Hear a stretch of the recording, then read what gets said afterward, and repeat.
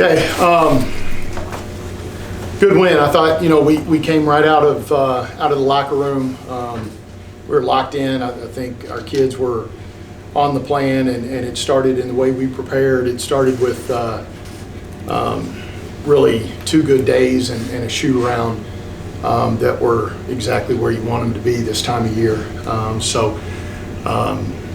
thought we imposed our will a little bit there in the first half, and then the second half we knew they were going to keep playing, and we did what we wanted to do that way, and got a lot of people some playing time, which is important this time of year as well. Really happy with the points in the paint stat. I told our kids I thought that was going to be a real key to the game, along with rebounding, and thinking both of those places we hit the bullseye. So good win, and this time of year, you win, you flip the script, and you go get the next one. And we put ourselves in a great position, and the mindset is where we want it to be, and we'll have a tough couple days here to get ready to go on the road. And then for Brady, pretty special night, one night a year to showcase the Think Pink. Kind of what does this game and the whole program mean to you? Yeah, it's honestly it's one of the few sporting events where an entire community of women's basketball is about the same stuff, right? And I think our sport got behind Kay Yow when she went through the public fight with cancer herself, and then what we've been able to do with that fund for cancer awareness in general. I was really excited this year. Between our marketing staff and Mariah Monaco on our staff, they got together and we wanted to go actually raise money and be able to send a check on behalf of our program. And I think we hit our goal and exceeded it. So again, our community keeps coming out and supporting our team, but tonight they also supported a really important cause. And it's just one of those things. I think all of us have been affected one way or another with family members or friends, or I think all the work that is being put into it, we're going to get it one of these days. Probably not in my lifetime, but hopefully in theirs. To know you just had a piece of that. And then the last thing I'll tell you, I think these kids understand, when you put on the pink shoes, you put on the pink shirts, and I think there's no question the amount of effort you have to play with that in mind, right? So regardless of anything else, both teams were going to compete well, and I thought that's exactly what we got. So it was a great night for a great cause. And then for both the players, kind of you alluded to it, what does this cause mean to you playing for a cause like this tonight? I think that it's really important. A lot of our family members, a lot of people on the team, we all know somebody that's affected by cancer. And I just think being able to go out and just showcase and just show support for everybody going through this is just really nice and special. Yeah, I would say the same thing. Everyone's going through something, and for us to play our hardest and play for each other and also play for them tonight was meaningful. And then Alex, career high tonight, and then 3 out of the last 5 games over double digits. Do you think this is some of the best basketball you've been playing at your time here at Ball State? What do you think? What's a career high? It just defined it. Yeah, probably. Yeah. It's all coaching. What you said. And then Allie, you've had a few games where you've kind of been dealing with foul trouble. How do you kind of play aggressive but also limit fouls? How do you kind of work with that? Yeah, I feel like I've been dealing it with my whole career here, and just got to be smart with it and know the importance to what I have to stay in the game, and just got to be smart with it and don't make dumb decisions. She gets mad at me because I stay in the press. And then Alex tonight, shooting, and then also driving. Where do you get the confidence to kind of do both on the court? I would just say that I kind of gained my momentum through practice. Practice is gonna translate onto games. So. And then for Brady, I'm not sure if you have an update on Ashland. I'm not sure. Yeah. I don't. And then kind of moving on. I know you're not a person to look ahead, but just kind of some thoughts on Toledo here on Saturday. No, I mean it's a heavyweight matchup, right? For our league in general, there's going to be a lot of attention on that game going on in Toledo. And I think to both teams' credit, we've done what we're supposed to do to make this a big game. It's not a big game if you don't take care of your business, right? And then at the same time, nobody's waiting up there with the trophy, and nobody's going to pull a ladder out and give us scissors. So you still got work to do, so yeah, it's a big game. And to me, this is what these kids are here for, to play in these games. But when it's over, we got to go win the next one regardless. So we'll be ready. We'll approach it the same way we always do. I'll practice them too much and they'll be mad at me, but then they'll take it out on whoever we're playing next. But it's hopefully I'm speaking for them a little bit when I tell you these days are fun when you know what you're getting ready to play in, and if your blood can't get pumping for this game coming up on Saturday, then you need to get checked.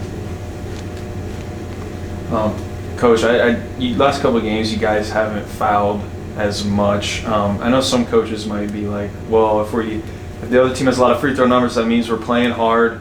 Like Ohio, the free throw numbers were really low tonight until the fourth quarter. They were kind of the same question that Elijah asked Allie. Just how do you strike that balance of limiting fouls and also being aggressive when shots go up? Yeah, we've always prided ourselves on being disciplined for a lot of years, and so it's not like we go out there and do drills on it. They just know the expectations, and they understand that if you're sending teams to the free throw line, those are free points, and these guys work too hard to give away free points. So it's no different than giving up offensive rebounds. It's turnovers where a pick six goes and leads to a layup. That's just silliness negating your hustle. So I think we've done a tremendous job this year at pressing teams to death without being lazy and fouling people. We've been really, really disciplined. She and Nyla kind of lead that charge, and then our team plays off of that, and they understand that that's a big part of what we do. So, but I think too, if you look at the way our group is put together, that front line is important, but when they're driving it to the basket and trying to score over Marie Kiefer, they're trying to score over Alex, they're trying to score over Annie. Well, why would you foul somebody going in to try to score over that? Make them make those tough shots. And so our kids understand the analytics behind it as well. They love to talk numbers.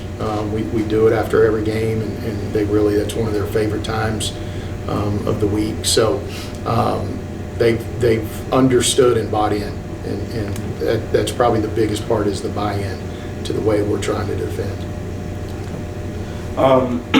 Question for Alex. Obviously, as mentioned, career high, 22 points. Congratulations. I feel like pretty much everything was falling. I guess my question for you is, why didn't you take any 3-pointers? I know my role. I'm just gonna leave it at that. I don't know. I know my role. Yeah. In what ways do you think you were really able to take over offensively in the paint? Just ducking in hard, catching the defender lacking, and then just ducking in really hard was how I kind of got it going. Allie, you only took 5 shots tonight, but I think you were still quite the presence, obviously, on the court. In what ways have you found yourself to be making contributions outside of shooting, and how do you value that in comparison to getting shots to go down? I don't know. I think lately I've been struggling, and I think it's been more of a mental thing for me, and just being able to realize that, like, again, not every shot goes in, and there's other stuff to do than making baskets. So trying to get out of that mental space and being more of a team player than an individual. I mean, and at the end of the day, she had the highest plus minus on our team. So, like, I mean, you know, you're talking about how do you impact a game. She took 5 shots and she's plus 34. I mean, so that's the definition of how you impact the game. So she gets that part of it for sure. Yeah. A question for you, Coach. When you played Central Michigan in Mount Pleasant, at halftime you guys were up by 4 points. Today you were up by 25 at the half. What was the biggest difference you saw that put you in that position at halftime? We were much better in our press against them this time. I thought up at their place, we got ourselves in some bad matchups because of, you know, we didn't press great. And so, you know, when we went to the half court stuff up at their place, that's when we spread the game out. So tonight, I just thought we were way more locked in with what we had to do. We knew what they were going to try to do, which helped. Yeah, I just thought that, you know, when we're playing at home, I mean, clearly we're a different animal, you know, and you look at the crowds we're building, you look at, you know, it's fun out there, and these kids want to play at home, and they want to play for those guys. So we're going to be ready to go. I thought we jumped on them pretty quick and didn't really let up. Yeah. Could you kind of just, I mean, obviously, I guess the season's starting to dwindle down a little bit. Kind of just reflecting on the growth of the team and to get to where the team is right now as the season's starting to dwindle and there's a couple big matchups coming up. How has the team grown over the course of the year? Yeah, I think our season's just starting to amp up. This is when it's starting to get exciting, so there's no dwindle. There's probably some programs that are dwindling right now. We ain't one of them. But I know what you're asking. You know, I think the growth mindset has been an important part of this journey and process. I think, you know, a lot of teams would have wanted to get to the point where they just said, okay, we're good, let's just keep doing what we're doing. And this team keeps accepting challenges, keeps listening and understanding, here's how we can get better, here's some places we can do this. You know, we still learn from film after every game. You know, that process for us hasn't stopped. And I think, you know, now we're in a position where maybe it's harder to find places to learn, and it's harder to make yourself want to, right, go through that, because you know, you're like, well, okay, we're good, all right, but you know, the goal wasn't to be good, and so if we can maintain that mindset and we can keep figuring out that the team that best operates out of their comfort zone is going to be the team that wins this thing. And in order to do that, you got to daily be out of your comfort zone. Yeah. So we just got to make sure we don't let ourselves get comfortable, and we got to keep that edge, and I don't have any doubt that we'll do that. Yeah. 12 Cardinals on the score sheet tonight. Mm-hmm. Central Michigan, obviously, they've had issues with injuries, and they barely even have 12 healthy players on their team right now. What would your words of encouragement be to Coach Haney as she tries to build that program? No, listen, you know, I've known Kristen since she was a high school player, and you're talking about like great people, high character, just like as good as there is out there. She's doing it the right way. Her team is playing hard for her. She's gonna put her stamp on it, and she's gonna get that thing right back to where it's been, and have no doubt about that. But I've had an up close and personal like view of her through her career. I've just kind of been around the same places as she's, come from high school and gone and played at Michigan State in the pros, and now in her coaching career, we've crossed paths quite a bit, and I just think the world of her. And I think Central Michigan's got them a good one, and she's going to keep rocking and rolling, and I hope she remembers that, when she gets it going, that she does like me, and she doesn't start getting mean like that, but she's a great person. Yeah, and then final question for the two of you, but Coach, you're certainly welcome to answer as well. A month ago, exactly today, was the game versus Toledo when you won here in Muncie. Now you have the game on Saturday. What can you carry over from the win last month here in Muncie, and just what excites you about the matchup? You go. I don't know. I think we gotta play our own game and do what we do, and not hope or wish for anything that goes a certain way, and trust in our players and trust in ourselves. And it's always fun to go to Toledo and play. They always got a good crowd going, and it's electric there. So they're gonna bring it, and we're gonna bring it.